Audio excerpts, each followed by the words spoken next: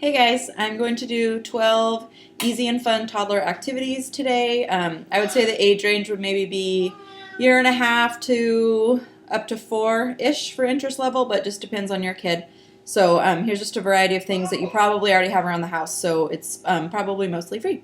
So one thing is just kitchen magnets and a cookie sheet. I have a bunch of different sets of magnets, and Finley just loved these. You know, they just stick right to it. You can just set it at the table, and away they go. So there is one. Another one is sensory balloons, and I just took some balloons, and I just filled them with random things from around my house. And then underneath in the tub, I labeled them what they were. So there's one with quinoa, water, sugar, air, almonds, steel-cut oats, hot chocolate powder, cotton balls, flour, and rice. So they just have different textures. I think this one's a flour one, and this one I think is the quinoa. So anyway, it's fun because they all feel a little bit different, and you know, like the almonds feel way different than the cotton balls and all that. So that's free if you have balloons in an old tub. So there's another one. This one is just a Kleenex box, and I have some old ticket stubs in here. You could use just like paper that you have just cut into rectangles. So for a younger kid, they can just put them in and out of the top of the box. And then for an older kid, then you can thread them through there, which for my 3.5-year-old, that's actually pretty challenging to do. So it's good fine motor skill. So there's another activity. And then I think this is the only one that I actually had to, I specifically spent money on. So this is a Tupperware that has Velcro stuck to it. And then I got some different little figurines and put, you know, the other side of Velcro on it so they just can stick all the things to the lid. This is a really good one to bring in the car or to the doctor's office, waiting room. When I had my ultrasound when I was pregnant with my second, I brought this, and that kept him busy. So there's just an idea of where to take that one. So that one's fun. And then another activity is good old shaving cream. Just put it, squirt it right onto the table, and you know, they can use their fingers to draw with it, or a paintbrush, or any type of little utensil you want to give them, and it cleans off really easily. So this actually is a trick I learned in the classroom at the end of the school year to get the kids to clean their desks. I would just squirt this on all of them, and it really cleans up all the weird gunk. So anyway, Finley doesn't usually like this one because he doesn't like his hands dirty, but I've had other kids in my preschool that I used to do for my house really enjoy this one. Another one that is super easy is just a little tub with some dish soap and water and spatulas or any measuring cups or anything you want to give them from the kitchen. This provides so much fun. Just put a towel on the ground, fill it up with soapy water, and just play with the bubbles. Really easy, really fun. Another one is just a good old-fashioned sensory tub.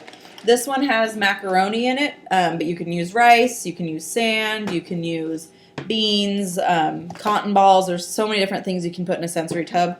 I have an old ice cube tray in this one, so you know, you can use scoops to fill up the ice cube tray. I also like to hide things in there, so there's some bugs and, you know, mostly just bugs in this one. But I had different types of things in different ones, and I just used scoops from laundry detergent, and this was a cupcake thing. So you can just use recycled material. So that's just stuff that you probably already have laying around the house. Another one that we do is this, is just those, you know, pony beads and pipe cleaners, and just lace, you know, a bead to the end, and then they can practice lacing. And Finley loves doing this. He makes all these cute little bracelets, and he's even recently learned how to tie them off himself. So then we just take all the beads off, and then I just keep them in this tub, and then whenever he feels like doing them again, they're all ready. And then another activity is, this one's a good challenge for an older kid for fine motor skills. This is just clothespins and cotton balls. there's something popped up on my screen. There we go. It's hard for my son to figure out the difference between the sides, so I just put little marks on the side that he's supposed to pinch. So they can practice, just have this on the table, and they can practice pinching and picking up the cotton ball, which is really quite challenging for their fingers to do. So it's good practice. And my son also really likes to squeeze them and just put them all around the outside of the cup, and then sometimes he likes to stuff the cotton balls in that way too. So it's probably, again, stuff you have around the house. So the first time we did this, he got pretty frustrated, but within a couple minutes, he was really enjoying it and really wanting to do it. And then this is a sorting activity. These are just some little foam shapes I have. I honestly don't know where I got these. They might have been from Target. They might have been from my classroom, from when I was teaching. I don't know. But anyway, I just have those, and then some are on the floor now. Luckily, the baby's not crawling yet. Don't get those.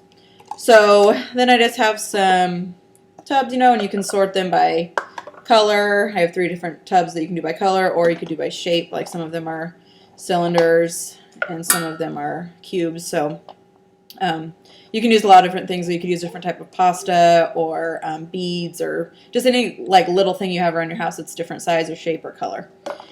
And then the last 2 I use in the bath, and one of them is just pot and pan.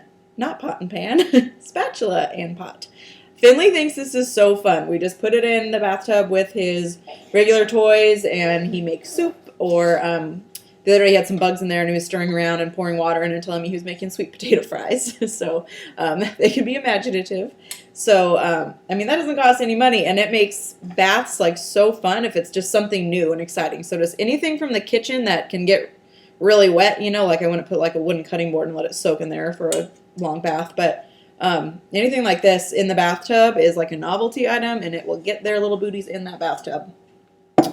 And the last thing that I've done both in the bath and also outside is just to take a toy and just freeze it into a big ice cube, and then you just take the ice cube out, and you can either give it to them in the bath or let them run it under the water when the bath is running. Or in the summer, I've given him just like a bowl of water, and he's just melted it in there. So that's kind of fun. It's just a new way to look at something.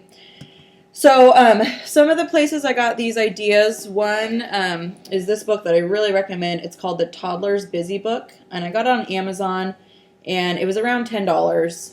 And it says they recommend this for 1.5 to 3-year-old. But I think, this depends on your kid and their interest level and their developmental level. So, Finley's 3 and almost 3.5, and there are things in here that he still really enjoys. And then the other place I got the ideas was from this class I took to keep my teaching license current that was called Play-Based Learning from Birth to 8. So that was a really interesting class. So anyway, I hope you got an idea of something that won't cost you any money to keep your little ones busy. Let me know if you have any questions, or if you have any ideas that you do or have heard of. Just put those in the comments so that I can get some new ideas too, and anyone else who reads the comments can. All right, thanks for watching. Bye.